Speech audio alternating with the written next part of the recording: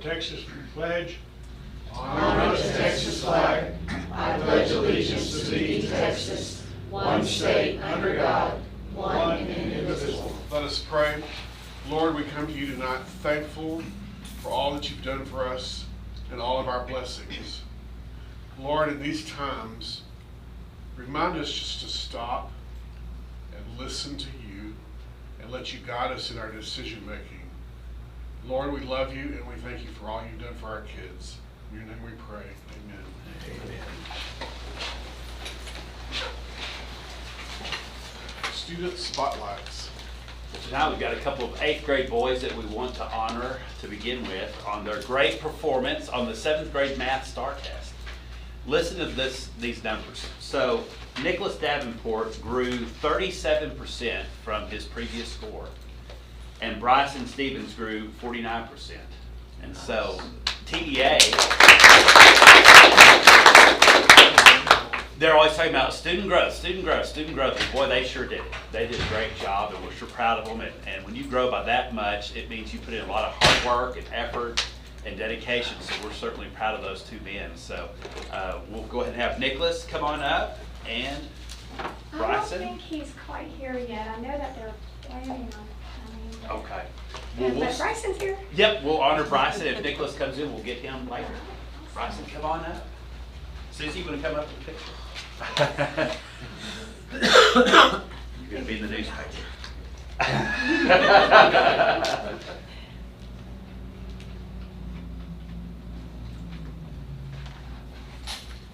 Awesome. Good job, Bryson.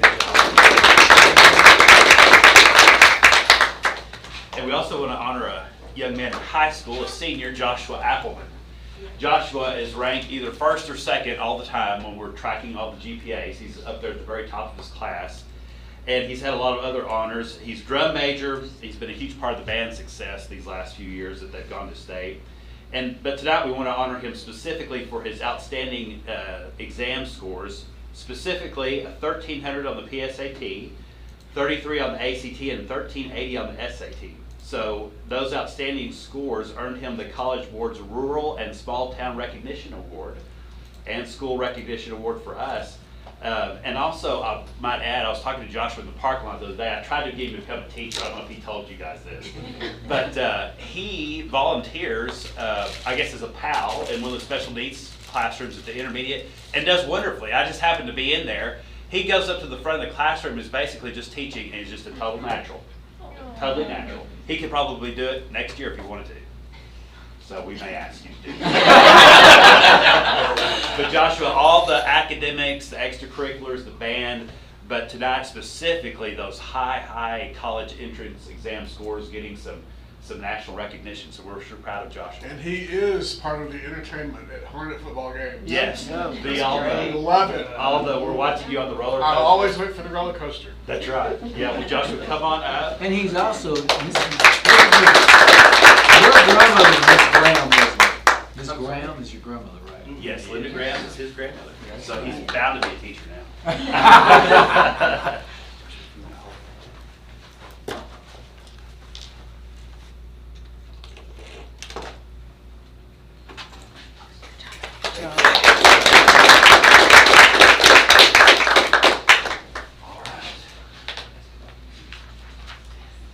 If Nicholas comes in, we'll grab him in a minute. Now we can switch over to staff recognitions.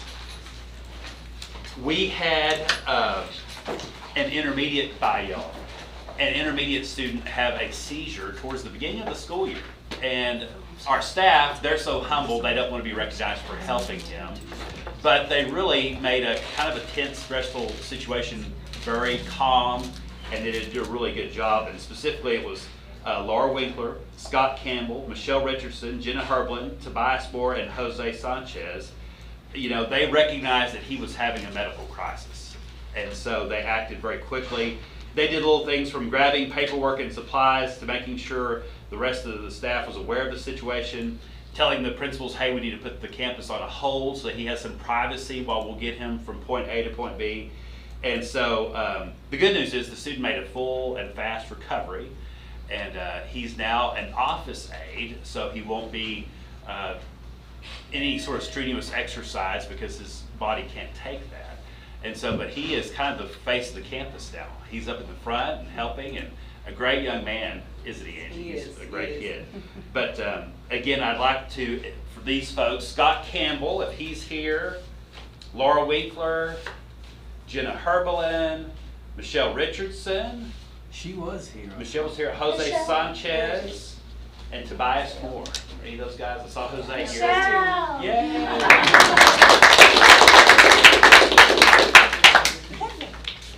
Thanks, sir. Thank you, Michelle. I'll get here. Let's Lordy, see. where do you get your picture? Yep, gotta have a picture. Angie, come on up. Gotta have a picture. It'll just be in the newspaper. It'll be fun. Just happened to be walking down the hallway at that point in time. Yeah, but everybody jumped in, so Yes, y'all did a great job. thank you.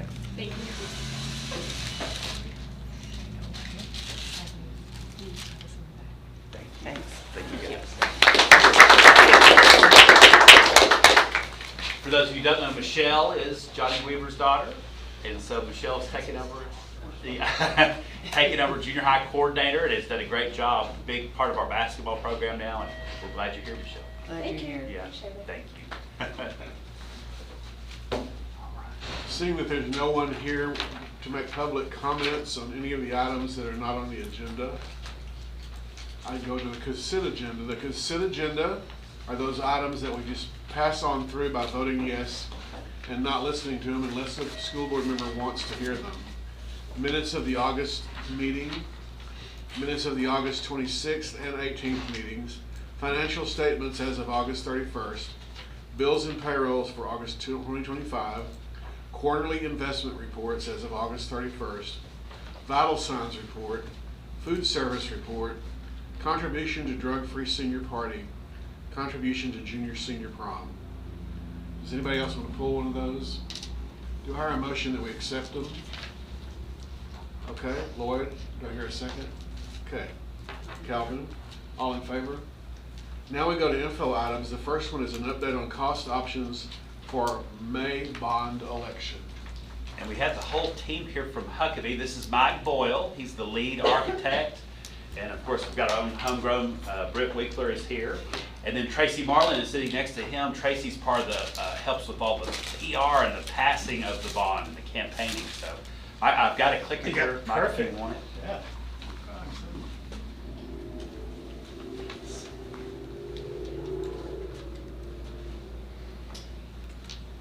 All right.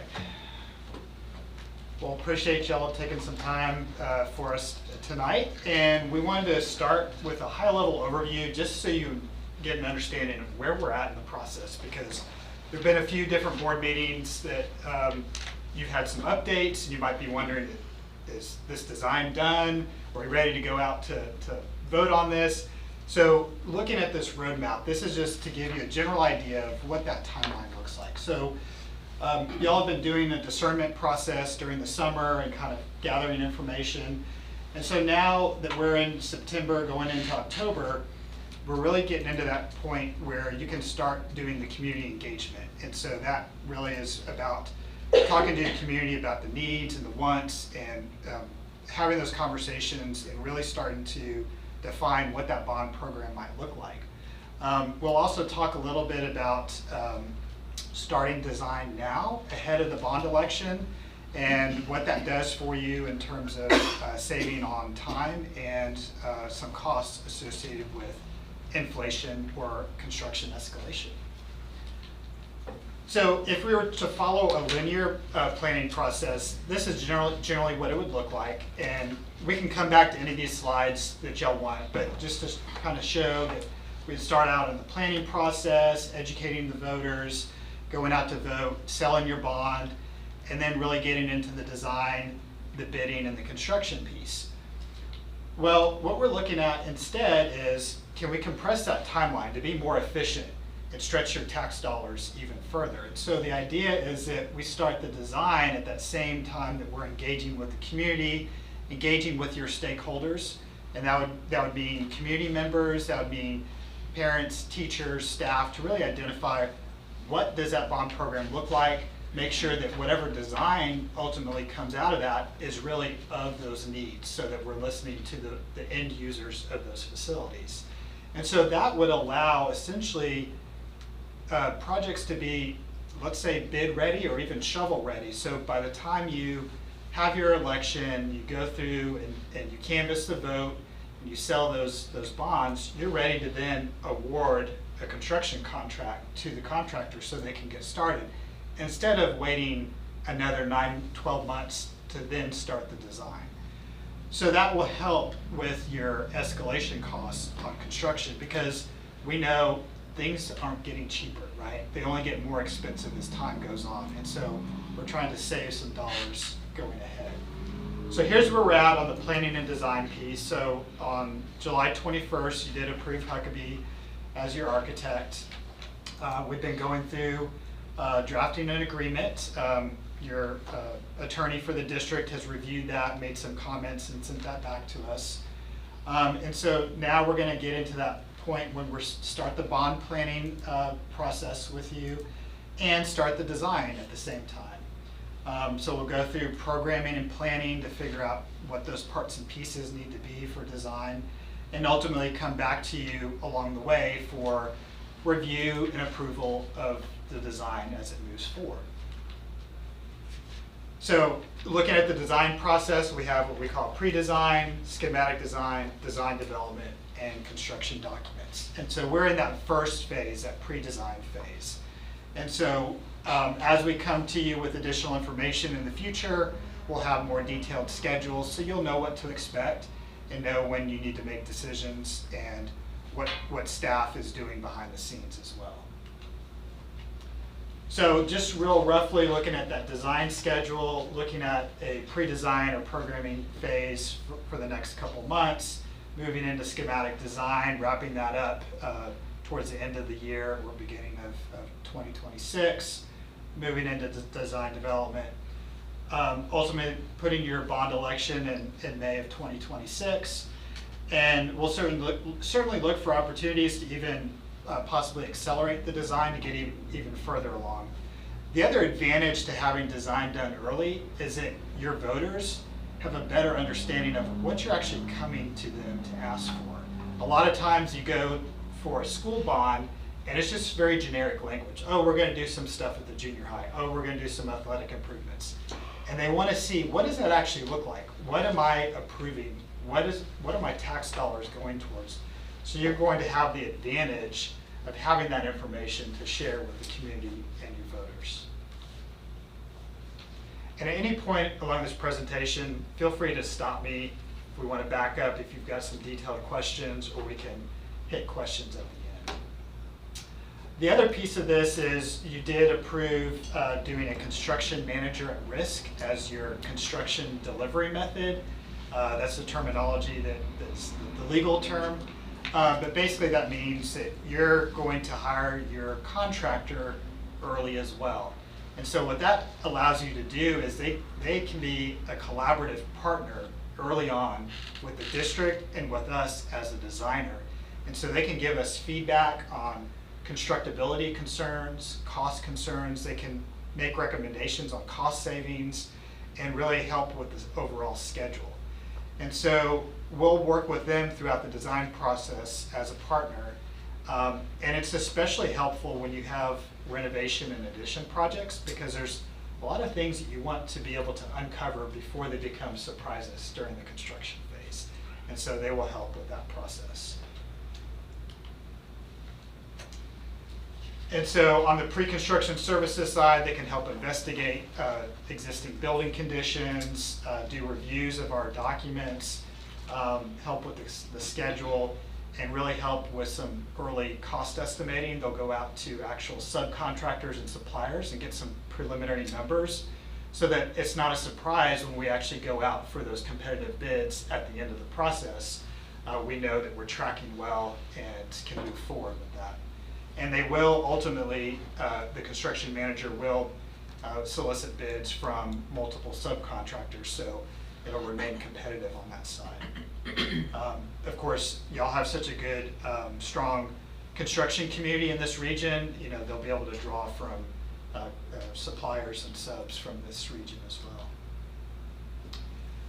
well. So we do have something that we put together that can be used for conveying what does the bond process look like for your community. And so there's a little animation. I think we have to go into the notes section to actually get it to play.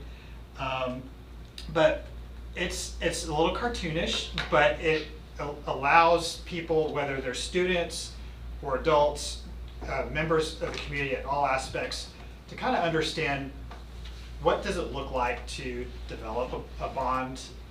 What is it? What are they voting for? What does the budget look like? How is that developed? But we can share that out with y'all at a later date if that one doesn't want to play tonight. We make our community strong. We need Got help Oscar here, with but numbers. you people navigate you. You might have to escape the actual presentation view and then. And can I point out, we actually have a series of 9 videos, so it's to work with committees and just make it all very approachable. And so 9 videos that are 2 minutes each on topics. So this one's specifically construction costs because, you know, the sticker shock of it.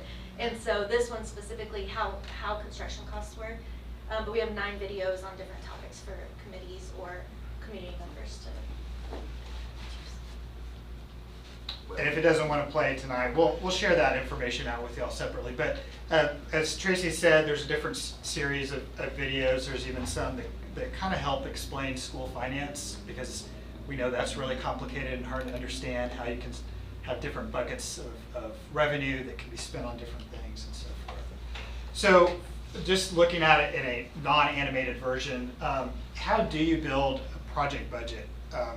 Because I think that is really something that if you're not dealing with it on a day-to-day basis, it can get confusing really quickly. So we start with looking at your current construction costs. So if you were to build something today, what would that cost? And then we're looking at escalation, which is related to inflation, but it's a little bit different. It tracks separately from general inflation. Construction escalation tends to run a little bit higher than your general market inflation. And then we look at other market factors.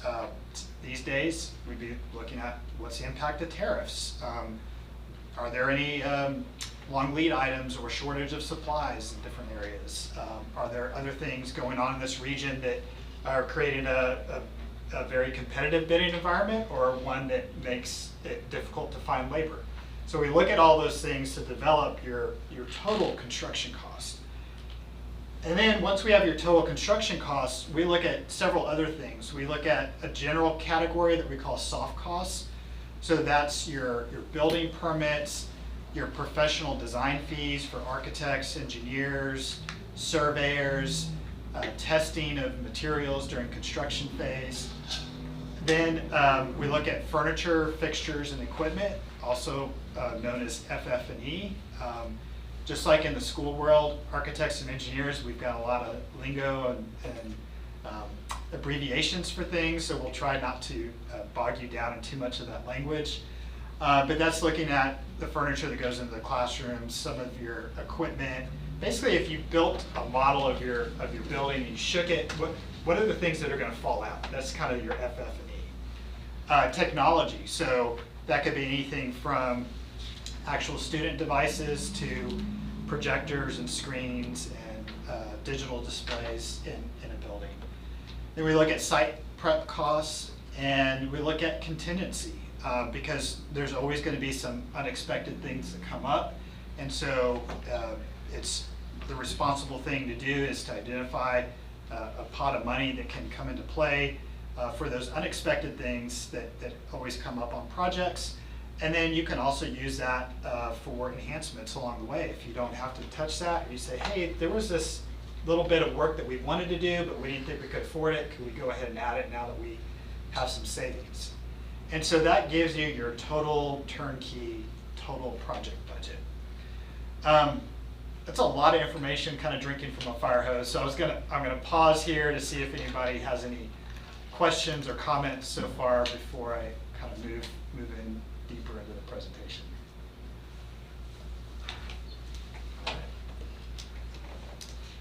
So, based on the conversations that y'all have had with your financial advisor, you can do a $26 million bond program without a tax rate increase. And so if we back up from that number and look at all those total costs, the soft costs and so forth, that gives you a total construction budget of a little over $22 million.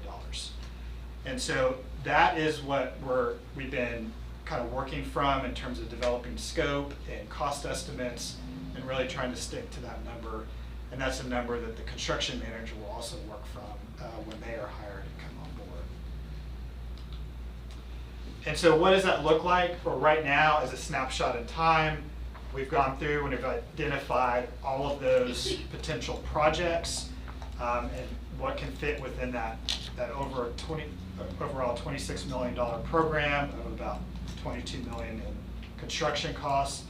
And so there's, several projects there for the junior high, the band hall, choir, theater rooms, staff and student restrooms, additional classrooms, improvements at the auditorium, and then over for the athletic side, new field house, new press box, and additional seating at the stadium. Back over at the junior high, looking at cafeteria expansion and new library, some additional restroom renovations, parking lot at the junior high, and then back on athletics, looking at resurfacing the track. We'll also touch on some additional wish list items here on this slide, which is looking at doing synthetic turf at the baseball and softball fields.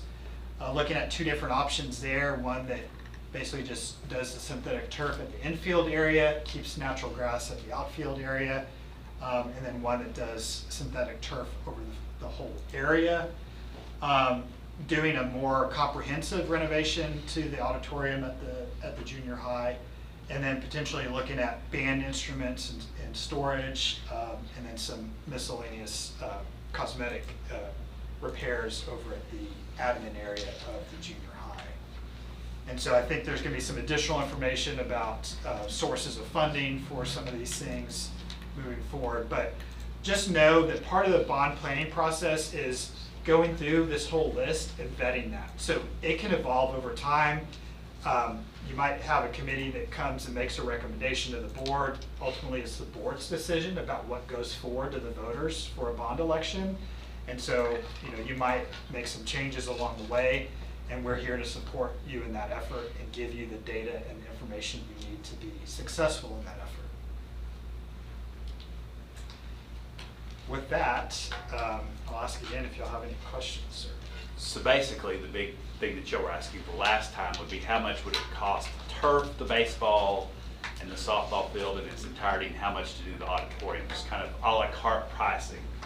So the easy way for me to kind of remember it is that if you do the whole turf, not just the infield, it's about $1 million for baseball and it's about $1 million for softball. You can't do one without the other, I wouldn't think, without having some equality issues. And then the junior high auditorium, if you did all of it, not just the acoustics, but seating and curtains and all that, it would be about $1 million for that as well.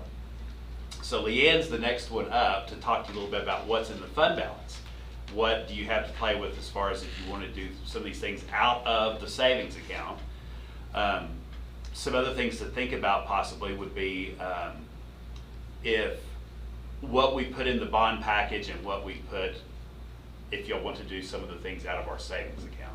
And so it might be a situation where we could even, if we felt like the press box and stadium seating might jeopardize the rest of the package, well, we could flip that to savings and put something else into the bond package. Do you see what I'm saying? So we've got to see what would be the most palatable to the voter. And then also hear from Leanne and see, well, do you have the money to do all of it? I think everyone here, if you wanted to know about the baseball field, Chase Smith would come up here and lobby to get that turf. If you want to know about softball, Coach Holbrook would come up here and lobby to get that turf. If you want to know about the auditorium, Ms. Penrod would come up here and lobby for that. And so they're all three different things that have people rooting for them. And so that's kind of where we're at right now. Thank you. Okay, thanks. I have a question. Yes. The question was, so in that 22 million, Yes. that, what did, I guess I got confused.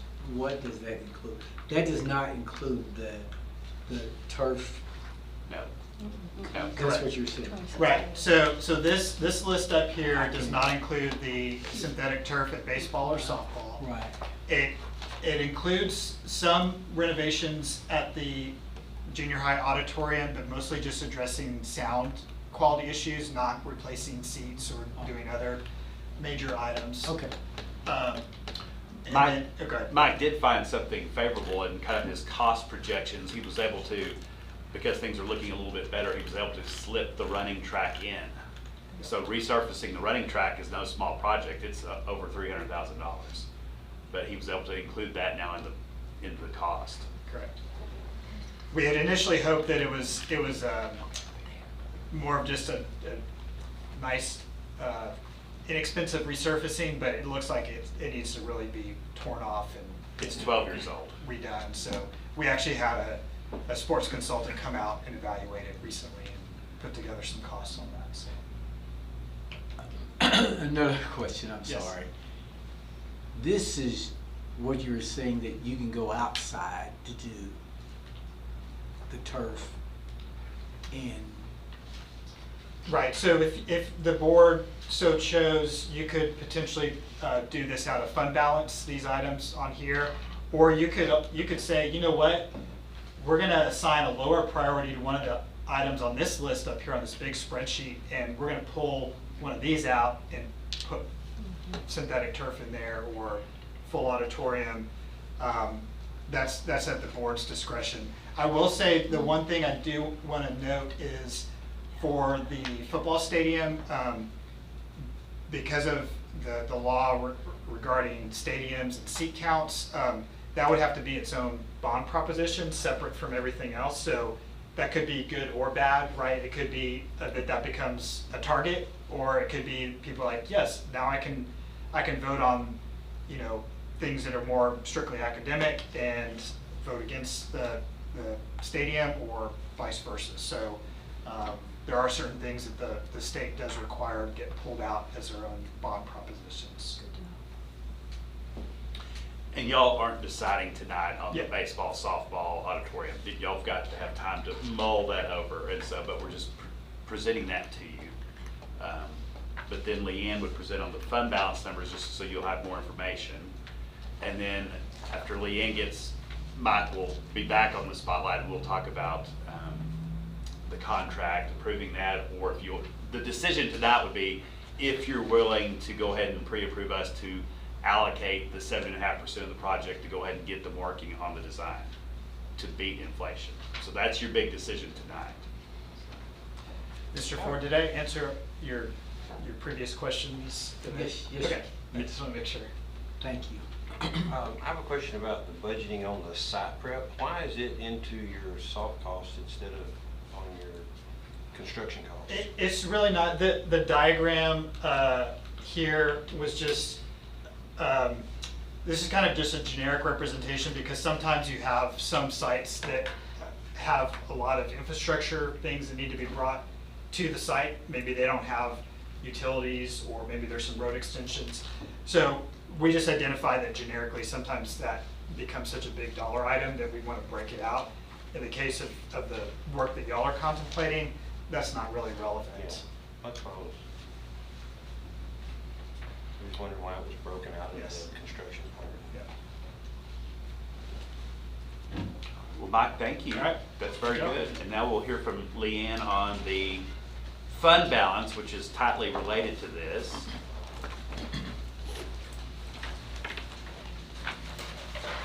So looking at the fiscal health of our district, we're actually doing pretty good. Do you have that to show, or do I just need to talk about it? Of course, our fund balance is not just a set amount of money we have in savings, right? It takes into account our assets and our liabilities and the amount of cash that we have. And so if you look at this, you can see our assets at the top and what we are worth, our liabilities in the middle. But what we want to look at is the gray area. The gray area is the money we kind of have to play with. And so if you look at that first one, we have a certain amount of money that we have committed to have earmarked for things that we can't touch. And so that 2.6 million there goes for residential placements, insurance deductibles, fluctuation in funding and stuff like that. We already voted on that last month.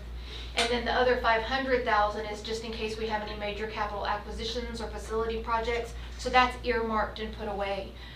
The total of our fund balance in that gray area is 15.8 million. So basically what that tells us is we have 12.7 million that is unassigned.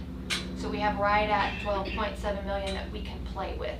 Of course, we don't want to spend all of that, but we do have some room to work. We have to keep 3 months cash on hand, and that's around 9 million, 8 to 9 million, so keep that in mind.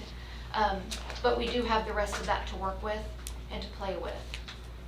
Should y'all decide y'all want to use some of it to move forward on any of this construction. So that's roughly around 3 million. Yeah, or a little more. Which is about what we need. And that would still leave us a good And cushion. the 9 million is just in case things get rough and we have to Correct. dip into it per state. Correct. I mean, yeah, okay. Yes. Requirement. And really, I guess, how often do we have a catastrophe or something like that? Well, we don't have like F5 tornadoes frequently, but the more risk that's more common would be declining enrollment, upstart competitors from churches, like a new private Christian school that's going to be coming into town, things legislatively and politically that get people all in a tiz, and they do these Republican Democratic fights in the public school. 10 Commandments and different things like that that get people all worked up. And so it hurts public school in general because the political parties like to fight in the schools. And so things like that hurt us funding wise, especially when you have the state, and federal government that are working against you as far as the funding. So yeah, there's probably not some horrific thing looming, but it's a slow death by 1,000 cuts if you're not careful. The other thing that we have to do is that we have to balance the budget every year. Because we've finally found from TASB, 60% of school districts in Texas are in a deficit. So that means they're spending more than they're making, 60%. And so that's why we have to be cautious just from year to year that we don't, as people go, we don't hire them back. We have to sometimes through attrition save money and things like that. So as long as you're doing things right year by year, typically in the long run, you're going to be okay. But it's just like your personal finances. If you run up your credit card bill every month, month after month, year after year, then it comes back to bite you at some point. So it's the same premise holds true here. So that's the money situation. So again, you don't have to decide tonight, but here's all these things now that you need to start mulling over. How much money you have to play with, what do you think is most important, and things of that nature. So if we decided in the future to use this fund balance, maybe like it looks like here on this presentation, do you feel confident, I hate to put you on the spot for this, do you feel confident that we'll be okay as long as we don't go too far? We definitely don't want to go too far. We do have some room and some money to play with. We did not hardly lose anything in our fund balance. We stayed about the same from last year to this year. And so I think right now where we're at, we're doing okay, but we're spending what we're making. Are any of these things that are on the extra list that didn't make the first cut worrying you?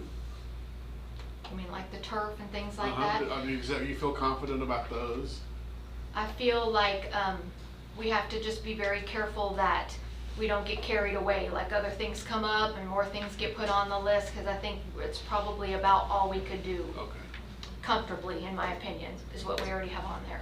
I'll make one comment about turf, and I'm not anti-turf, but the football field, we just redid it back in 2020. We just redid it, and we put the pad under it to the tune of, I remember it was like $300,000 or something. It's already all worn out. So if you get in bed with turf, it's gonna be in every 2 or 3 years, well, that turf's worn out. And then we'll be back, well, the turf's worn out. So I do worry about that. In my opinion, that has just changed here more negatively here just recently looking at the football field. Because my word, we just did it in 2020. And if you look at it Friday night, you see all the worn spots where it's, well, it's all dark over here, and I wonder how hard it is over there, and it's worrisome to me in that respect. But it might be a situation where we need a different vendor. Maybe that vendor was not good. It was AstroTurf, the people that created it. You would think they would know what they're doing, but maybe they don't. Yeah, there's two schools of thought. One, the savings account, the fund balance, isn't supposed to be a piggy bank. You're supposed to use it on the kids. But at the same time, conversely, you don't want to cut too thin to where you're like, oh my God, we've spent too much. So it's just a delicate balancing act for sure. But in the long run, I'm just curious, would we be saving money? It's such a minuscule amount saving from the water bill and what little piddly amount you'd make on a playoff game. It'd take you 40 years to pay off that one field. So don't fall into that trap of thinking, oh well, the water bill and a playoff game here, they'll pay for it. Not $2 million, it won't. I was Just be wondering realistic. how far would $2 million go in making sure the grass was nice and field was smooth? Maintenance and wise. Max, how far would that $2 million go? How many years? And would we be here again talking about worn out AstroTurf? I know. I do feel like we will not say that about the auditorium. I feel like if you make your decision based on what benefits the majority of kids, that junior high really does benefit 3 grade levels repeatedly for years and years. So I don't feel like that, how we feel about the turf, like. And I don't want to poo-poo the turf either right off the bat, because I don't want, if the kids are wanting it, the coaches, maybe it is the best thing, but I just want y'all to be forewarned that we've had a bad experience with football. It's been a bad experience. So you just have to go into it with all the facts. Well, and I hear that, but I also, and I totally agree, I think if it's possible, we can get everything done, because when you go out to the baseball and softball field, softball and baseball is probably the #1 sport in Gatesville. And I wonder, and when you when you go by, I see people using the baseball field, softball fields all the time. So that's just my thought. Any other questions for me? All right. Thanks, Leah. Thank you. I told you we'd look at you and say, Leanne, can we afford it all? Now we're gonna skip down to, an action item on number 9A. So while we're on the roll, we want to go ahead and keep this going, the same school of thought. So the action item is kind of related to this. Again, you're not deciding the big thing right now. This is still a pretty big decision, but it's not the turf and all that just yet. So you've heard tonight, the one thing that we know that's firm, we're not going to by any way, shape, or form go over 26 million when we go to the voters, because that's a totally, even Mike in Austin had heard about the county commissioner's fiasco. I was there. He already knew. So you're in a county with very fiscally conservative people. And so we've got to be, when we go to them, show them that A, we're one of only 40% of districts that balance the budget. That's a huge talking point to tell people, because that's one of the things that they were worked up about with the county. 2, we're not going to go over 26 million by any shape or form, so the taxes don't go up. One thing though Mike said to be cautious of is that on the wording on the ballot, it still says, are you approving the tax rate going up? So they're going to come back, if we don't front load and forewarn that, they're going to say, they lied to us. Because the way this is worded, it sounds like it's raising the taxes. It's not. If any of y'all have read a constitutional amendment recently, there's like triple negatives. You can't understand what they're saying. They intentionally make it confusing. But we've got to be sure to tell them over and over again, it's not raising your taxes. And then they're going to say something like, well, how is it not raising taxes? Well, then you have to launch into, well, because we have so little debt to begin with. We spend $500,000 typically a year paying off what little debt we already have. We've got a tremendous fund balance. We've got a AAA bond rating, all those different things that it's almost like your credit score personally you've got such a good credit score, you can borrow lots of money and it's no penalty. And so sometimes that's hard for people to understand unless you put it in kind of a personal financial terms. But the big one tonight that you need to decide is, do you want to go ahead and allocate the 1.65 million, that's 7.5% of 22 million, we're not gonna spend all of it up front, but at least up to that number, to start flowing money over to Mike and Huckabee so they can start drawing. So if it does pass in May, they can hit the ground running and you're not as susceptible to inflation, tariffs, copper, steel, all those sorts of things. And so I think that's a good idea. Even if it didn't pass, you still have the drawings. It's not like they're gonna go away or there's a shelf life on them. Part two of the recommendation would be, we could go ahead and, our lawyers at Eichelbaum have already looked through their document and redid it the way Eichelbaum likes it for us. And we could go ahead and approve that, and if, Mike, if y'all's lawyers like it, it may be a thing where we have to bring it back to them again. But the main thing tonight would be, my recommendation would be going ahead and approving the 1.65 million, that's the 7.5% up front, to go ahead and start flowing some money to Huckabee, and simultaneously signing this initial rough draft contract between us and Huckabee to get the ball rolling. So that's the big decision for tonight, and that's your recommendation. What if we do that and it, for some reason, does not pass? How So- do we, where do we go from there? So like I said, the plans, once you've got them, you've got them. They're not, it's not like they're gonna go bad. At that point, then you've got a set of plans that you'd have to try to in the future pass the bond a second time. So that's why I think what we choose to put on the ballot is very important. Do you think an auditorium is more likely to pass? A press box? A turf field? You have to start thinking strategically, what do you think the voter would vote for? That's what I was gonna ask is, on this proposal, do we have everything on there that is the best, like, could be the most successful at getting passed? That's what we have to think Or about. do we need to, for lack of a But better that's, term, that manipulate part's that? not. So that's what we need to decide probably next month, to give y'all a month to mull it over and talk to people, and then come back and say, okay, what do you want to include on the ballot that you think strategically won't irritate the voter? You know, will a press box irritate them? Will a turf field irritate them? Will an auditorium, what will irritate them, what may not irritate them? And it may not be that any of it irritates them, but what do they prefer? What do you think has the best chance of winning? I have a question. I know we got, and maybe it's just to move it on the home field, that we have that press box on the visitor side, which, Yeah. what, so they wanna build another one? Yeah, we're not knocking the current press box down. We're just building a new one on the visitor side to make it the home side. And that's what you said that would require its own. That's correct. Mike, does the field house require its own or no? That'll be up to your council on how they Okay. interpret that, but typically, we've seen that be able to be lumped into the general bond. Okay. But every attorney looks at things a little bit differently. Okay. I mean, and I just was wondering why, I mean, not saying not to build that, but why? The press box is the least kid-oriented topic. That's adult-oriented. Do you want to stare in the sun or not stare in the sun? So that might be something that you say, if we do that, maybe we ought to do that out of the savings account and not ask the voter. That would be, in my mind, a pretty strategic thought. Now, you're talking about building a new press box and keeping the other one. Correct. You could build a smaller one, am I correct? Yes. Scale down. Yes. It will be 499 square feet. Because if it hits 500, you have to have an elevator like the one that trapped you, Charles. So it's 499 square feet just for your sake, Charles, so you don't get stuck in the elevator. It wasn't so much bigger as my dog, she still has nightmares. Yeah. Stepping in that elevator.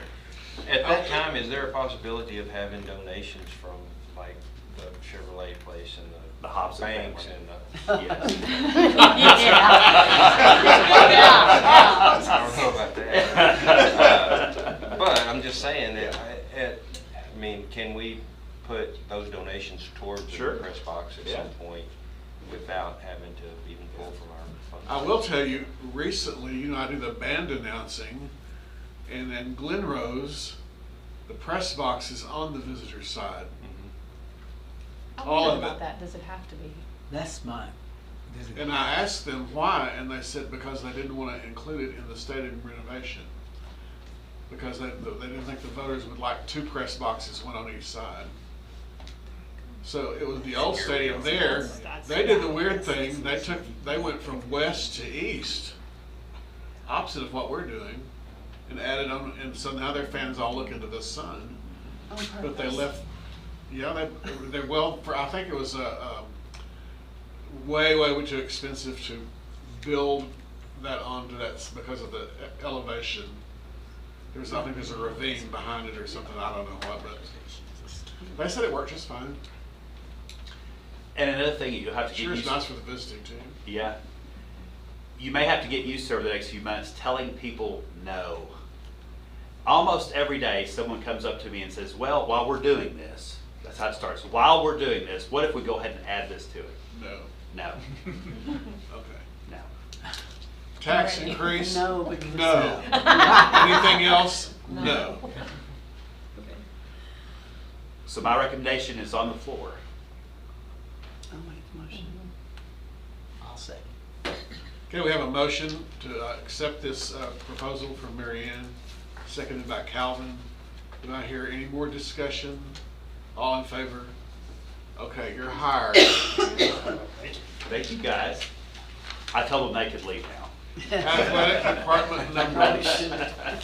Athletic department numbers. Ricky, you're up. I'm not asking for money, so. Thank you. Sure. Just want to update some athletic numbers from high school and junior high overall program. Our numbers are down a little bit. There's a slide coming up that shows, and broke into 4 categories. Our high school girls numbers are up. The other 3 are down slightly. On the flip side of that, just kind of an update on our fall sports. We've had a really good start right now. For though I've seen a lot of you at different events and stuff, and appreciate that. But right now, our team tennis team is tied for 3rd place. They can clinch the playoff spot here with one more win. Our cross country teams, our boys have finished 3rd in 2 meets. Our varsity girls have had a really great start. They've been meet champions 3 times. They've also finished runners-up 3 times as well, and they're going to be a contender in the Region 3. Volleyball is currently 22-6 overall. It's their best start since 2012. They open district play here tomorrow against La Vega. And football is currently 4-0, their best start since 2017. And they play Burnett here Friday night for homecoming. And we're also recognizing our football state champions from 2000 that night, amongst everything else going on. So numbers are down a little bit, but our teams are doing well. Everybody's working hard. It's been a good start to the fall. Any questions I can answer? You sure you don't want any money? I'm included in that deal, so I'm good. Yeah. I'm included in there. All right. Thank y'all very much. Thanks, Ricky. Those are good numbers. TASB program from wireless connectivity at Gatesville ISD. TASB has begun a program for rural areas where wireless service is lacking, sometimes making it difficult for schools to meet the needs of our classrooms on a daily basis. And I don't know if you have heard that at all, but we do struggle here a little bit with wireless connectivity. Anyway, so TASB has seen this in a whole bunch of rural areas, and so they have partnered with a company called Diamond Communications. And Diamond Communications are people that develop and manage wireless communication infrastructure. So basically the big cell towers that you see. And they've come up with an idea of a way to remedy this. So TASB reached out to us because we look like a good potential partner for this type of program. And so the basic idea is that GISD would house a location on our property for Diamond to come in and put up one of these towers if one or more wireless communication companies would be interested in boosting their service in the area. And the premise is that it's a win-win for all involved. So Diamond gets the tower put up, we lease and get an income from leasing from them, and us and everybody in the local area gets better wireless service. And so right now, we are just in the marketing phase. Diamond is looking for potential wireless companies that would like to be interested in coming to the area to boost service. And so if they can find anybody that's interested, and I guess on the tower you can get up to 3, so we could potentially have AT&T, Verizon, T-Mobile, we could potentially have all those people on one tower if we put it on our property, and then they would pay us rent for that.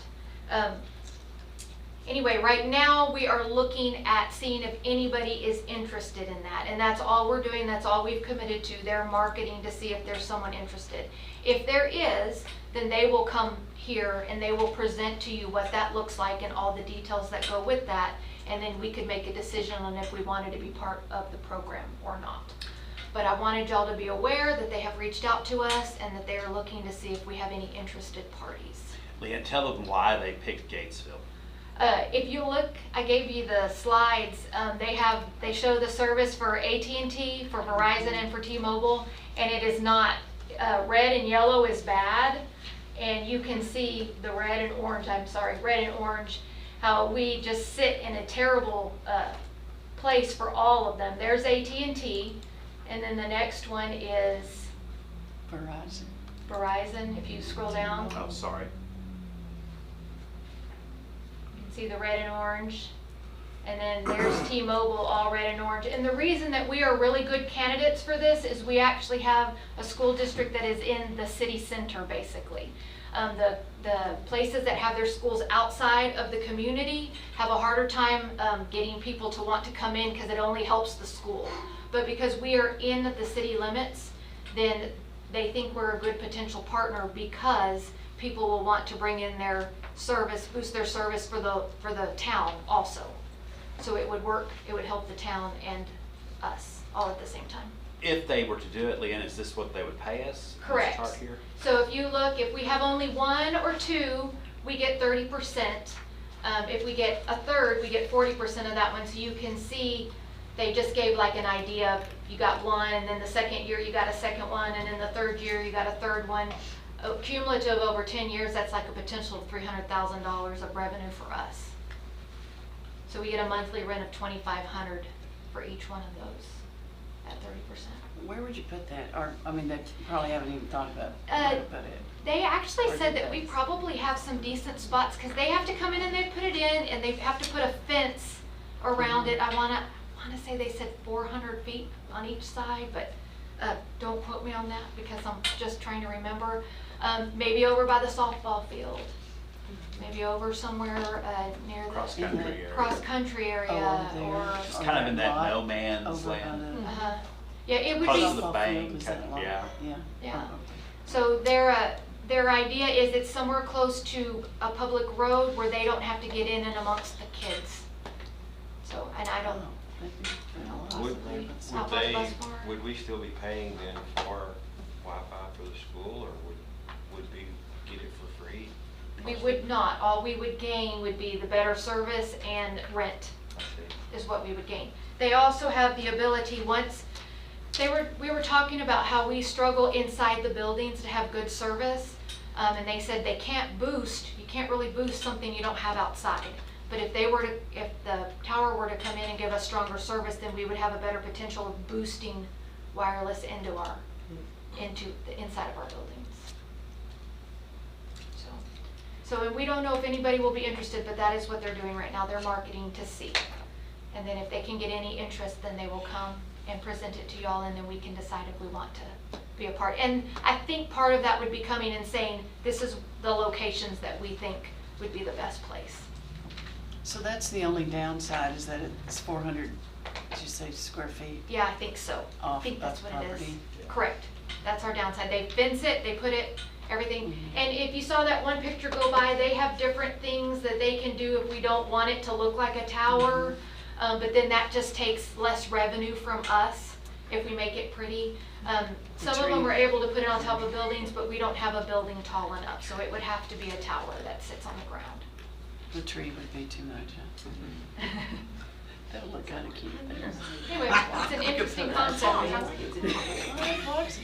times get too tough, we may have to start putting in windmills too. Do you have any questions on that right now? 400 feet square is a large area. It is, but don't. 300 feet is 100 yards. Yeah, don't quote me on that, because I could be very wrong on that. It might be 400 all the way around, because I don't remember exactly. All right, any questions? If it's 400 square Well, feet, that's that's just 20 by 20. Yeah, so It it might be in here. I'll look while y'all move on, and I might be able to answer your question. Wouldn't it be 20 by 20? Well, If it was 400 square feet, if it was square feet, yeah. yeah. So Is it let me look and see if I can see it, because I don't want to lead y'all astray. 400 feet one way. Well, That's a big difference. Yeah. Yeah. that's a big area. 20 by 20. And it might be. Okay, emergency operations. It's kind of scary. This is just a quick information item to let you know that every year we have to submit our emergency operations plan, and this year we have to submit an active threat for schools annex along with that plan to the Texas School Safety Center. It's due October 2nd. We took it to the safety committee last week. I'm just telling you guys that there's a typo in here. It says it'll be submitted before Friday, September 29th. That's actually Monday, September 29th, but we'll get it done this week and get it submitted to be in compliance with this safety requirement. I'll be happy to answer any questions about it, but I'm just letting you know that we're going to submit it. Okay, now district accountability update.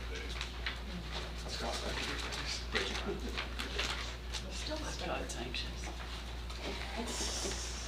I got a kick out of what Mike said when he said it's like drinking from a fire hose, because this is beyond drinking from a fire hose. I'm just gonna forewarn you a little bit.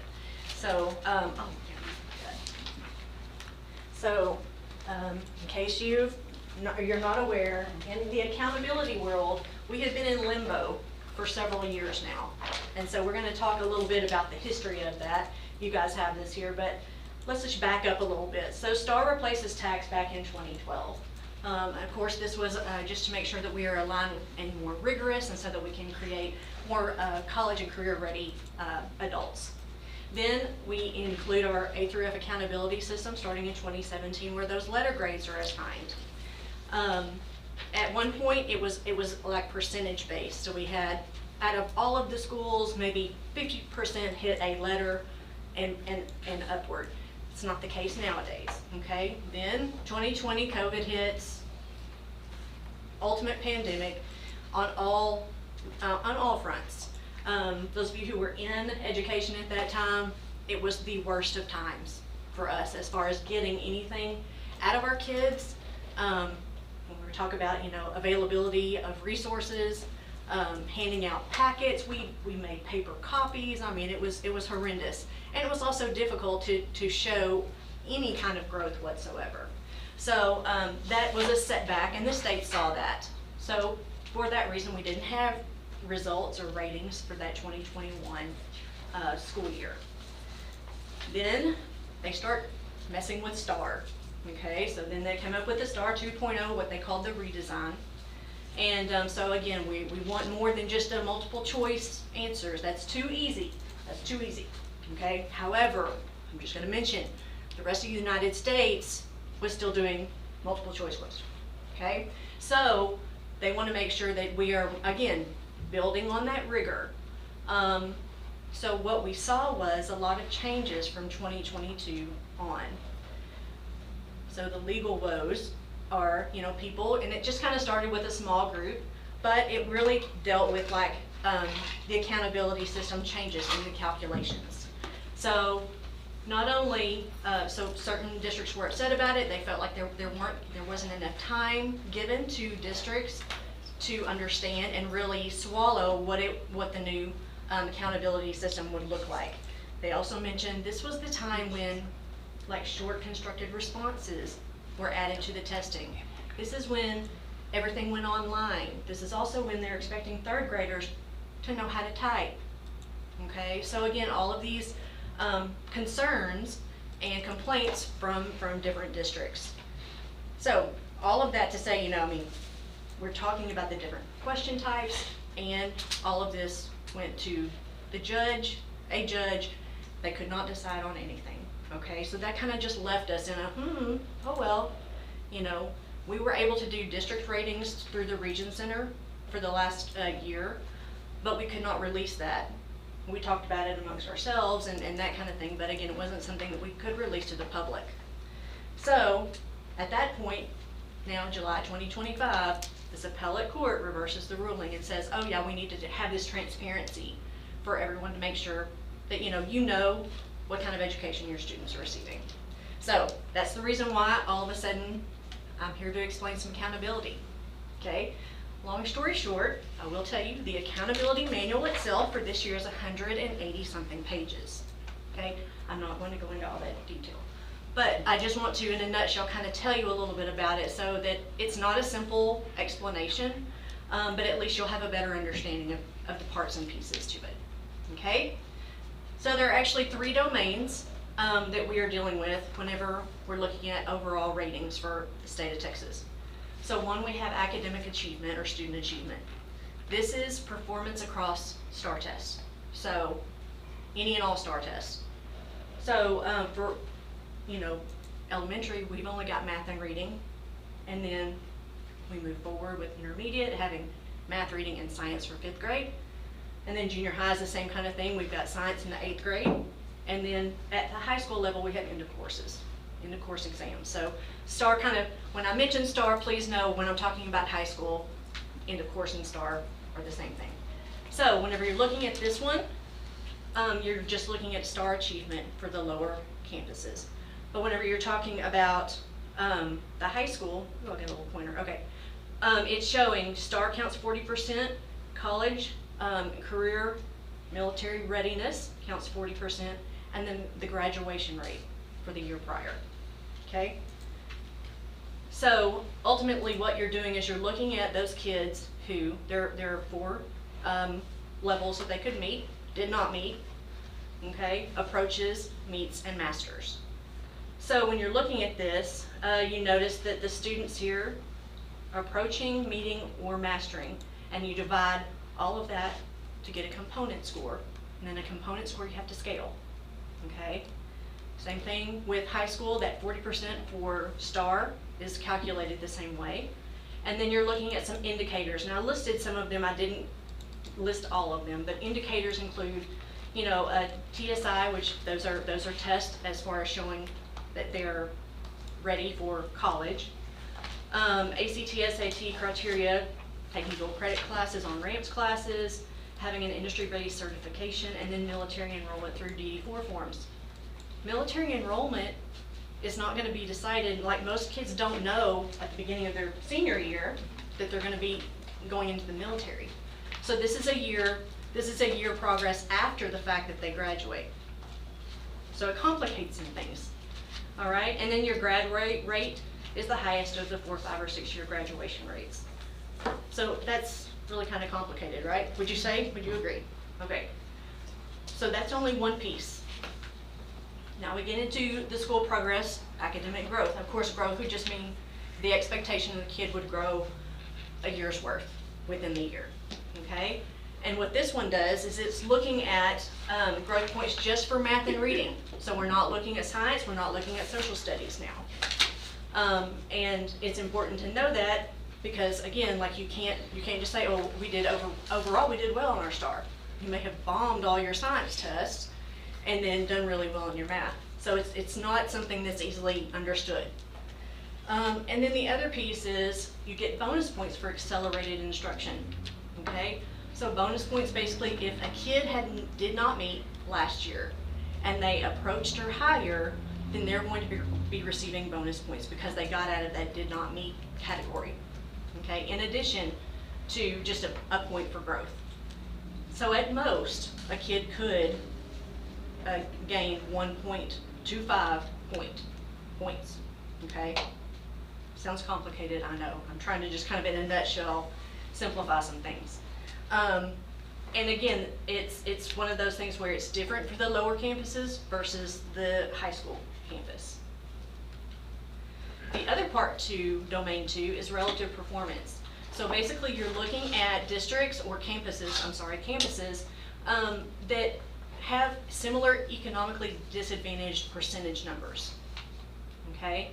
And so again, that is something like, you know, when we receive that, we don't have a list of who we're being compared to, it's just overall within the state, okay? And then again, high school is a little different, so it shows you there at the bottom, STAR counts 50%, CCMR 50%. So looking back at those same data points for college, career, military readiness for them, okay? So one of the things you need to understand is whenever you're looking at domains 1 and 2, you're going to be looking at the best of, and I'll show you here in just a second. Domain 3, this counts 30% of your overall score, okay? So this is actually the federal side, the federal accountability percentage. And you'll notice this is elementary through junior high school, and you've got 4 different areas. Academic achievement, growth, English language proficiency, and student success. Notice each one of them have a percentage to the side of them to calculate 100% for the closing the gaps area. Okay, what's important to note is that this is based on gradated points, which means they need to meet certain targets. So in academic achievement, you'll notice it does say meets grade level or above. So all those kids that approached, they don't count. They don't count for 30%. And again, that's only in reading and math now. So not science, not social studies, all right? And who is targeted? This is important to note. You have 4 different populations that they target. So it's gonna be all students, and then your 2 lowest performing ethnicities from last year, in addition to a high focus group. And a high focus group is gonna be typically your economically disadvantaged, your special education kids, and then also your highly mobile kids. So you're talking migrant, you're talking homeless, foster kids, okay? So you have different targets for these 4 areas. Those 3 areas. When you're looking at growth, okay, this one, reading and math, that meet progress measures. So they have progress measures set aside for them. Did they hit the target or not? And if they hit the target, how well did they hit the target? Did they exceed it? You get more points if you exceed, okay? English language proficiency, that is only for our emergent bilingual students. And this is a test that they're the only ones that take the TELPAS, okay? It's important to know that they take a 2-day test, listening, speaking, reading, and writing, okay? And the goal is, of course, for them to have a composite score of advanced high, okay? So some of these kids who are walking in and they don't know any English, more than likely they will be beginners as far as their language acquisition. So this is difficult because we do have a big population, and over the course of time that, you know, when we looked at the data, we have kids that have been in ESL for many, many years. They may start in pre-K and they're still in 6th grade, okay? And so that's definitely one of our goals, is to make sure that we're truly, you know, targeting that group so that we can get as many, or that 10% for every single campus this year, okay? And then the last one there is student success. And again, so now student success approaches grade level, and again, then that's all tests, okay? I know it's overly complicated, but that's something you guys need to be aware of. High school's a little bit different. They still do have academic achievement and the ELP for the bilingual kids, but their other 40% has a graduation rate, which we've already hit in domain 1, and then also the student quality.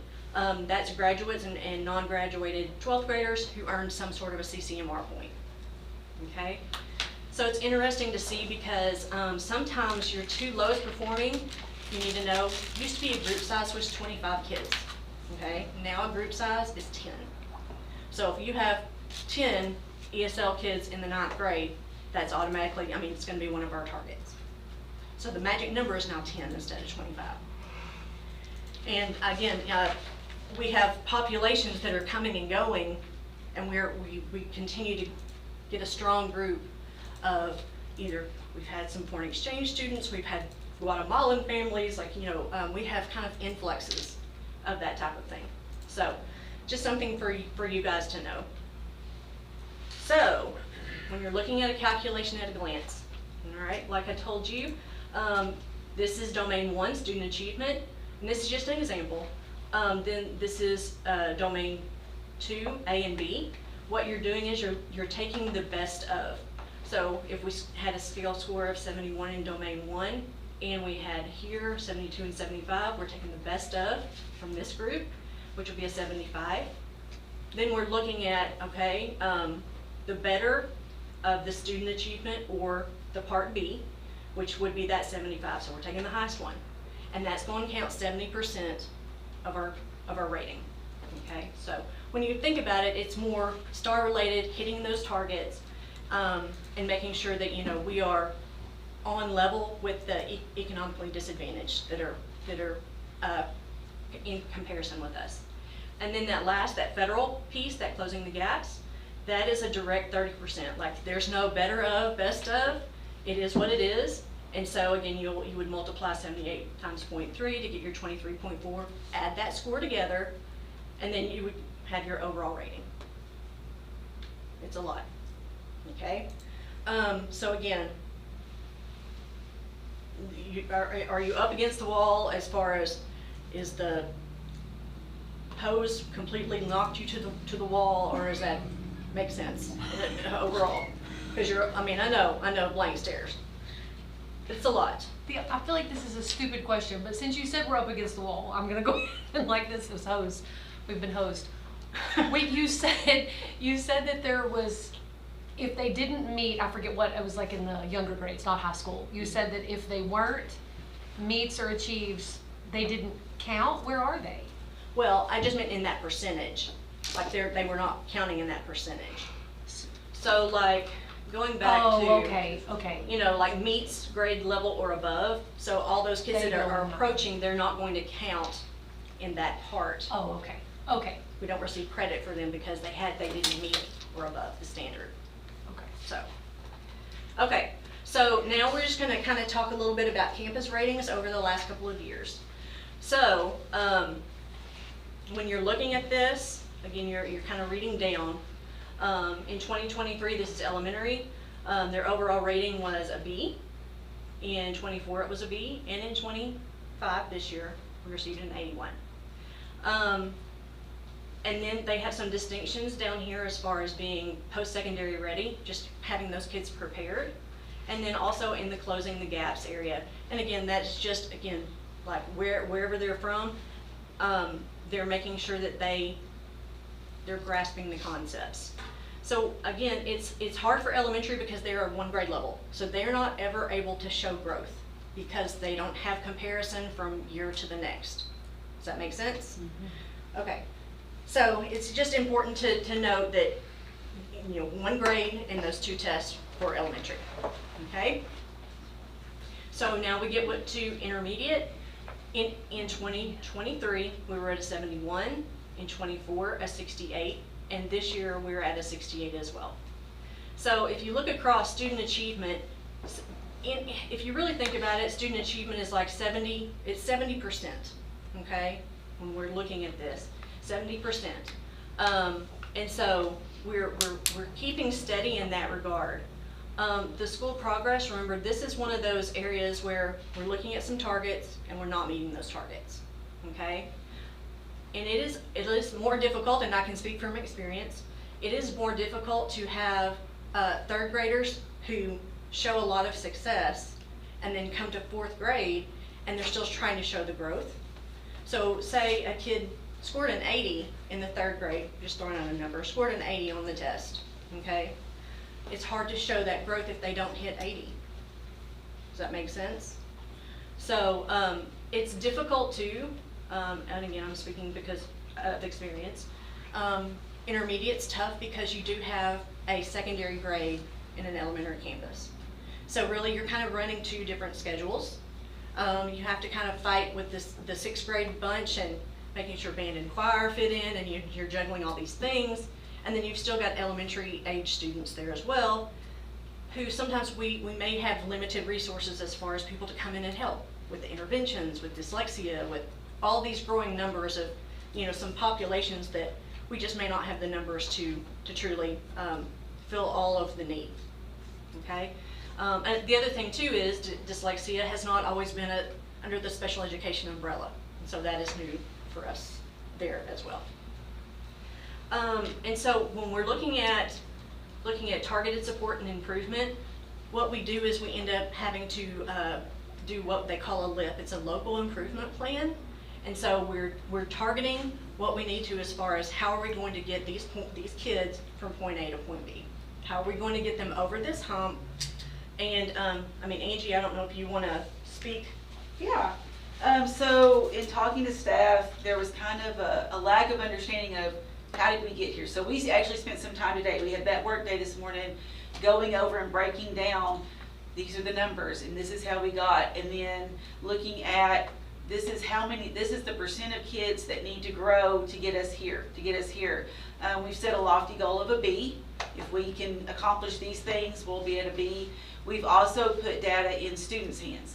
So students, when you tell them, we need you to do better on the STAR test, what does that mean? Because the STAR test has no frame of reference. It's not a typical grade severe scaled score. I was a 1400. What does that mean? Is that good or is it bad?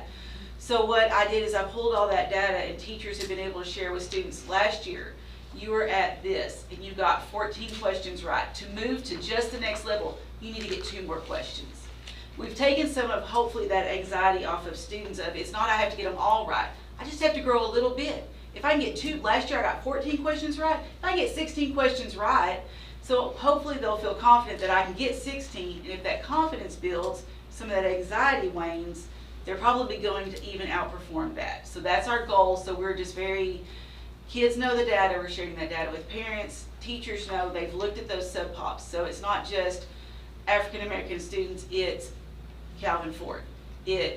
We've got a face with a name, and so it's becoming more real. And so we're just doing constant unit tests, looking at those numbers. Are we on track? Are we where we need to go?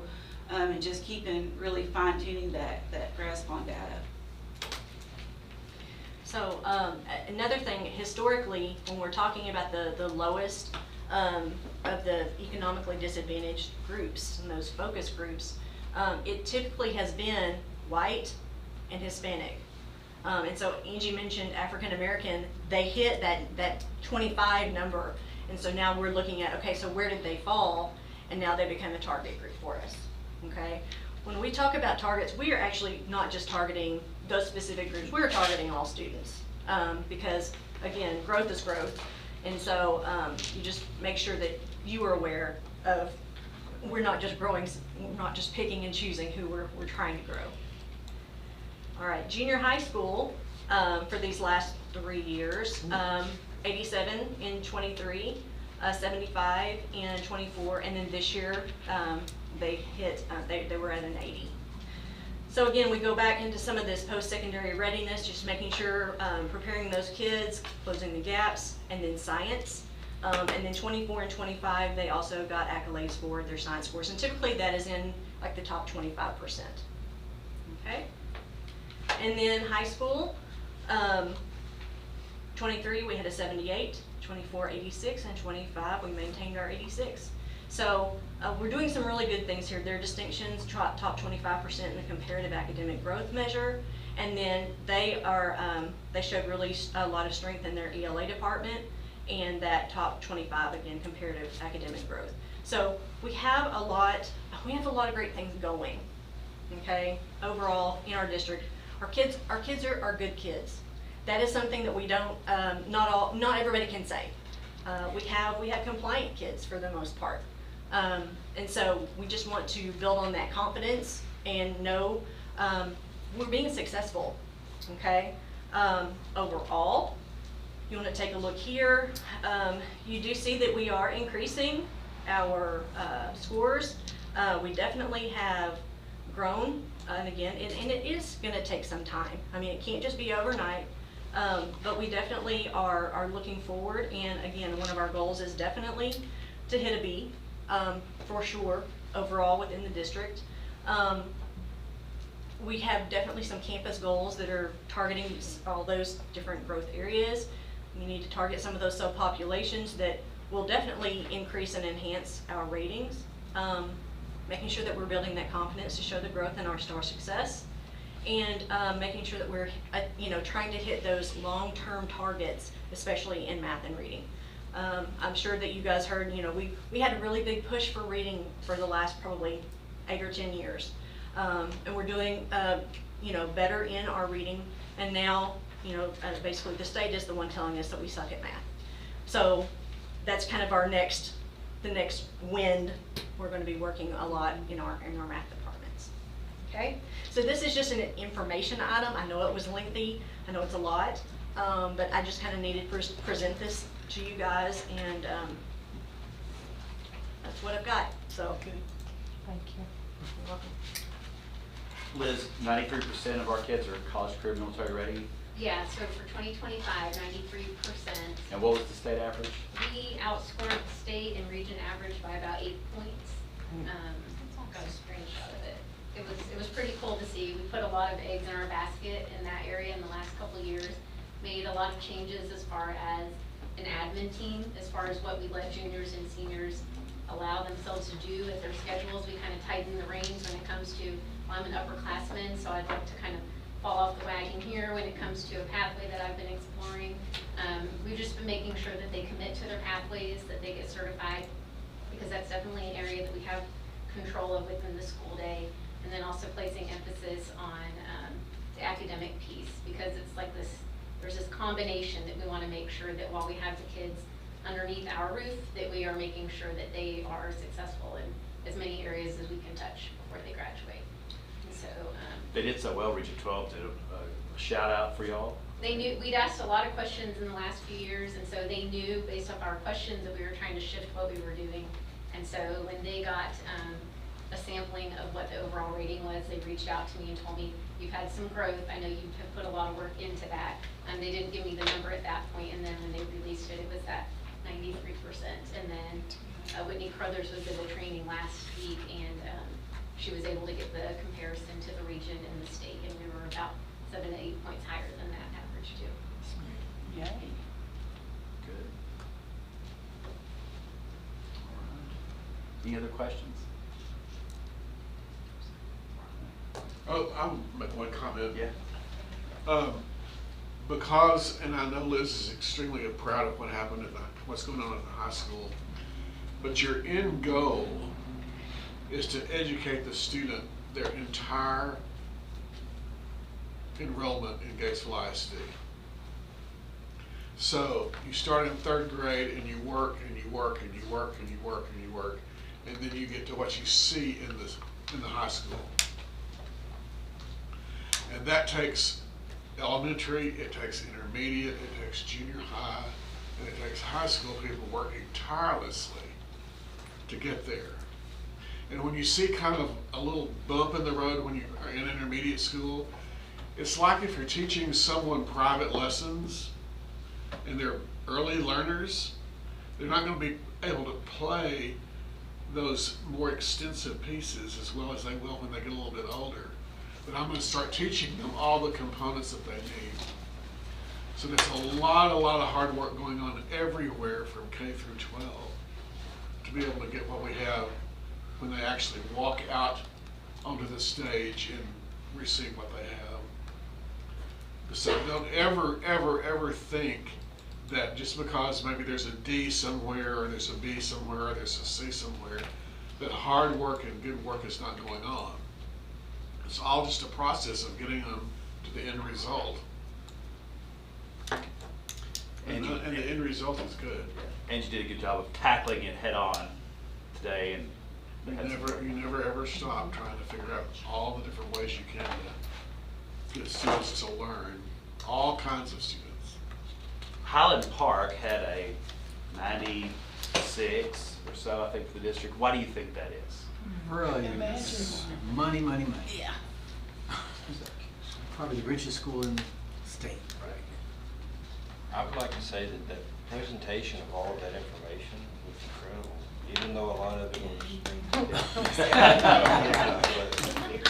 Congratulations. Bridget, I think the point you made is putting all of that together. That was Yeah. that was quite impressive. I think you got the point across that the state intentionally makes it overly complicated. Yeah. And what are your feelings about the fact that now we're going to 3 tests a year?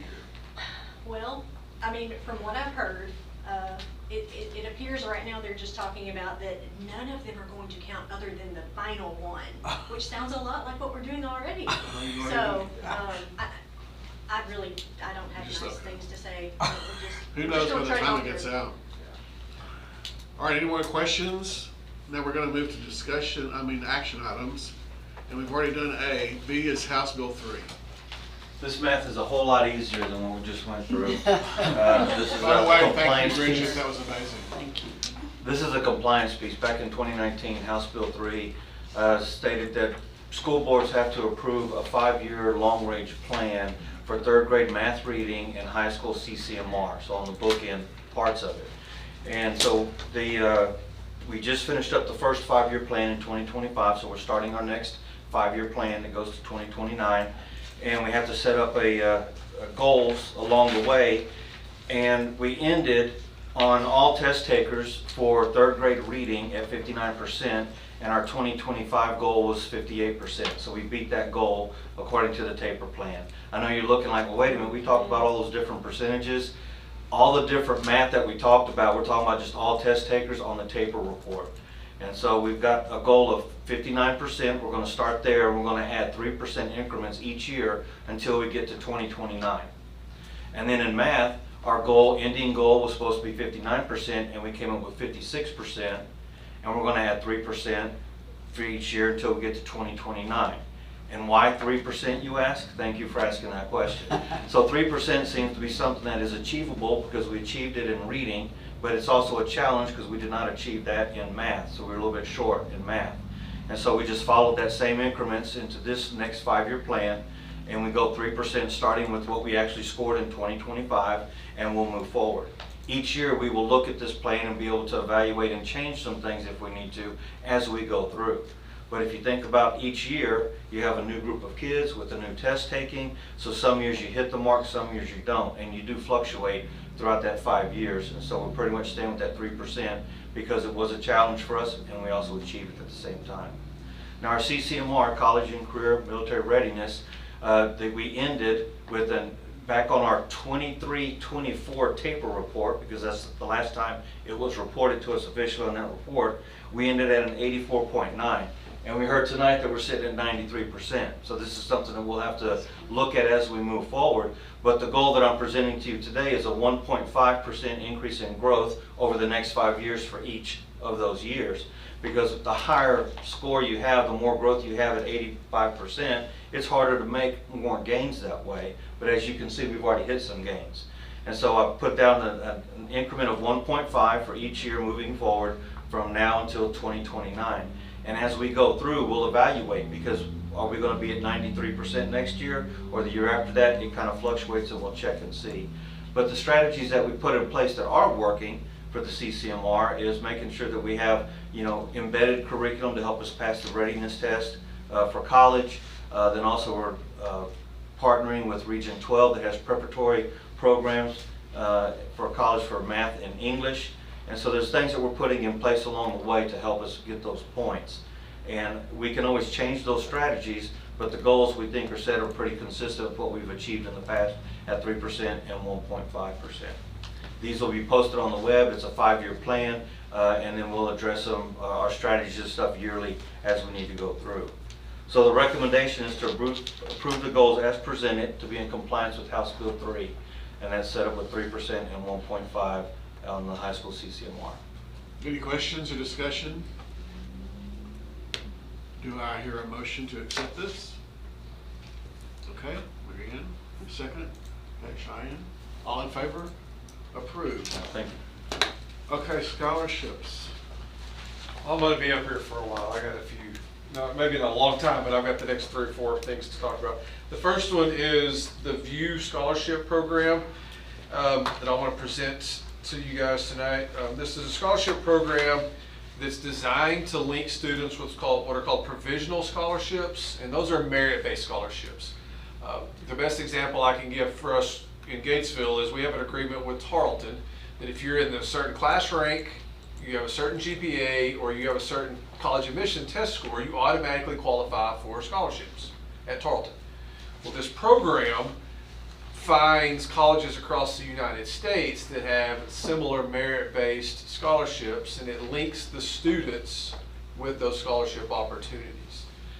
Students may or may not know where they want to go to school or what opportunities they have. And so the scholarship, the program gets data from Gatesville ISD, demographic data, GPA, class rank, things like that. And then it just partners you with what scholarships you could qualify for based on your grades and your GPA, class rank. Liz and I looked at a presentation of this, met with a guy a couple weeks ago with Whitney Carruthers in there. I think it's a really good program. It's basically mainly for our juniors and seniors. Want to be clear, the kids do not automatically qualify for all of these scholarships. They have to apply to the school, they have to be accepted to the school. But if the program is telling them that at X college you qualify for X amount of scholarship money, you meet their admission criteria already. You just have to follow through and apply to go to that school. Parents do have to sign up. They have to opt into the program. They have to sign a FERPA agreement to get the information. And we will pay for it. It does have a yearly fee. It will come out of the Perkins grant, which is designed for college and career readiness. So that grant, this falls right into that category. I'll be happy to answer any questions about it, but the recommendation is to approve the MOU with VIEW scholarships and allow them to connect students with provisional scholarship opportunities. Any other questions? Do I hear a motion to accept the, okay, Calvin, a second. Okay, Cheyenne, all in favor? Okay. Potentially dangerous bus stop. So the next one is one we have talked about in the past, and it was brought up again this year by a community member. And I don't know if you can click on my item in there. I have some pictures in the item. I attached it weirdly this time. But we have Highway 36 is exceptionally dangerous. We have multiple highways that they're pretty dangerous, but Highway 36 is probably our most dangerous route, just due to the speed of the highway, the oversized loads that come down this highway, the amount of traffic. So we have two stops that are in very bad locations. The first one, the very top one, is coming into Flat from Gatesville, and no, I'm sorry, I got them backwards.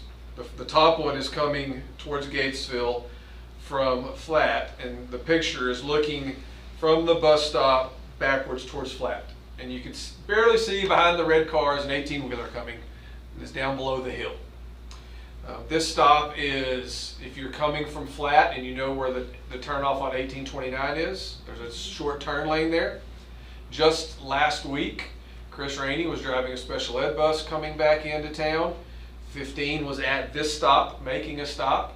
Chris turns his yellow amber flashers on to notify the traffic that we're slowing down, and a car passes him in the turn lane, but doesn't turn, gets back on the highway, and has to slam on the brakes to avoid hitting bus 15 at this stop. Luckily they did. So that's one of the stops. And then the other stop is if you're coming into Flat from Gatesville, okay, and from this picture, the bus stop is actually on this side of the road. Okay. The Google Maps did this to me, but so it stops on this side of the road, and that is the hill that blinds you from this stop. That's going into Flat? That's going into Flat. And the bus is on the other, side? The buses would be on that side. These are Google Earth pictures. So it's coming back toward Gatesville? That's going out of this. The bottom one's going out of Gatesville. It's going into Flat. And the bus stop's on the other side of the road? No, the bus stops over here. This is a Google Maps picture. Yeah. And so the bus stop is on this way, driving that way. It's just the way. The picture looks inverted. It's a bad one. Just tell me that. This is the eastbound lane, the bus is traveling east, the stop is on that side of the road. That's just before you get to where Dollar General is. Yes. Okay, Right before you get to gotcha. Dollar General, there's a red gate there in that area. So the bus is on the side of the road? Bus is on the same side as the stop. Yeah, we don't allow students to Yeah, cross I the didn't highway think anymore. so. Okay. Watts. And I don't know, we've got some different feedback from people that have seen trucks stop, trucks swerve. So as a result, we're going to propose once again to move, in the next page, the next graphic, show you how far it is, but some people are gonna have to make some travel arrangements to get there, but our recommendation would be to move the stop into flat off of the highway. There's the large First Baptist Community Church parking lot, which we've reached out to, which is an option. There's a stop just beyond, another empty parking lot just beyond that, right in that same area. But to get at least those two stops off of the highway because of the danger that they present. Last Wednesday, I had Chris do an informal, just randomly count how many illegal passes we had. That afternoon, we had 10 illegal passes amongst all of our buses. That's buses with their lights on and people just blowing right there. So, I used to drive a bus and that happened. yeah. And it's scary when they just blow by you. So we would be moving we're proposing moving one of the stops almost 2 miles and the other one is just over half a mile into the flat community. I'll answer any questions I can about the stops. Charles, didn't you get a call that somebody saw an 18-wheeler lock up their wheels trying to not... Someone who's an early morning nurse Yeah. that goes into work at Scott and White sees this every day, and she just waits to pull. She dreads going to that hill because she just knows there's gonna be a wreck. It's tough. It's tough, and it's And I don't think 2 miles or 1 mile or 6 miles, whatever it takes to be safe, is more important than the inconvenience. Some positives would be that, so if you're the kid going out before Dollar General, you got to get on the bus at 5:45 in the morning and ride the entire route. Well, if we move the stop, that kid could get on when the bus comes back through flat, closer to 7 o'clock. Wouldn't have to get on quite as early. It saves their life. And there's another, but that's the ultimate reason is it's a life saving. Absolutely. Could be. So. The recommendation is to allow us to move forward with moving these two highway stops to a safer community stop that are not on the highway. Can I hear a motion? Okay, I've got a motion and a second from Charlie. Any more questions? All in favor? All I right. know Chris will be excited about that because he's really worries about our drivers and our kids being on those stops. All right, Shaq. I think we missed one in there for me. Or did I get out of order? No, the school bus purchase. School bus purchase, more school bus stuff. So the buses. I'm kind of asking for money, but not really. We have it in the budget. We put it in the budget. But we have our 10-year fleet replacement plan, and we're pretty close to staying on track with that. We're not too far off. This year it actually calls for 2 new buses, but because we were able to get so many with a grant last year, we only actually need to purchase 1 bus. But we didn't have enough money to keep a balanced budget and put the full cost of a new bus in the budget. So Leanne was gracious enough to give us $100,000 towards a bus, and Chris has worked and searched and shopped and found a company that sells used buses with limited amount of miles on it. What they told Chris was some districts and some bus driving, like Durham Transportation, they have rules that they can't drive buses past a certain mileage, and so they put them up for sale.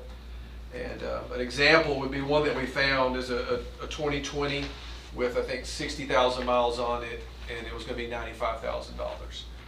So the proposal is, the recommendation is to allow us to move forward with purchasing a used bus through this company, which is a TIPS vendor, which means they're on similar to the buy board. We don't have a bus picked out right now because I needed to bring it to you guys first to get allowed to spend the money, but that's the recommendation, is to allow us to find a used bus to purchase with our $100,000. Any further questions? What is the cost of the new one now? The ones we bought last year were $157,000. I would imagine they're probably closer to, I've not looked, to be honest with you, Ms. Olson, but I'm guessing probably close to 170 this year. And 2 of the ones we bought last year, we have parts that are no longer available. They're obsolete. So you don't drop them? No, they're air conditioner parts, so unfortunately, there's air conditioners that aren't working on 2 of them. But they've found the parts, now they've got to get them in, but they don't make them anymore. It's weird that they're brand new buses, just got them last year. Any further questions? Do I hear a motion to accept the new bus, or the used bus? Yes, Calvin? Cheyenne? Okay, thank you. All in favor? Okay. And the next one is pretty straightforward. I have a SHAC committee members. The school board has to approve the members each year. It's comprised mostly of parents. For this committee, parents and can work for the district, and so a lot of the people on the committee have students in the district. But we also have community members who either A, aren't parents, or B, just community members that are parents. But my recommendation is to approve the list of SHAC committee members for the 25-26 school year. Do I hear a motion, Mary Ann? A second? Calvin, all in favor? Got it. Thank you all, appreciate it. CAD. This is another one we do every year. Typically, we nominate Andy James. I don't think we need to do anything different than we normally do, but we have to get his name out there, and if we want to use all of our 291 votes, I think it's a 2-month process. I think this month we nominate, and then a month or 2 from now, we have to tell the CAD we're going to send all of our votes to him.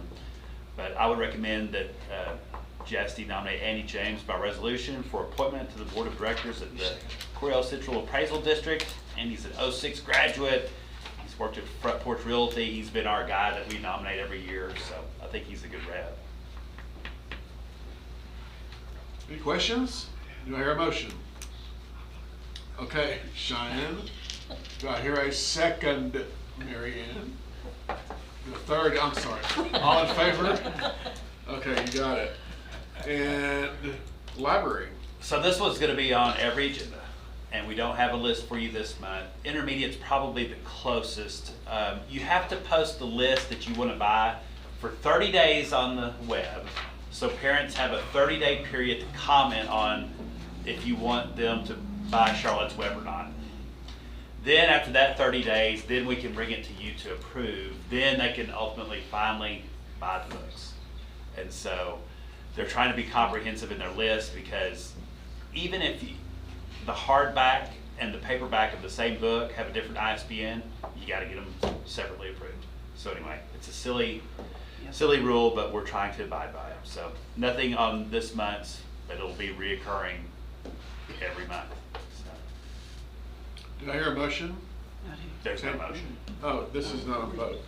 Yeah, there's no motion this month because I'm going to keep this a standing agenda item just to help the librarians. Okay. But there's not one this month. Okay. So. All right, it is 7:11 and we're adjourned to executive session.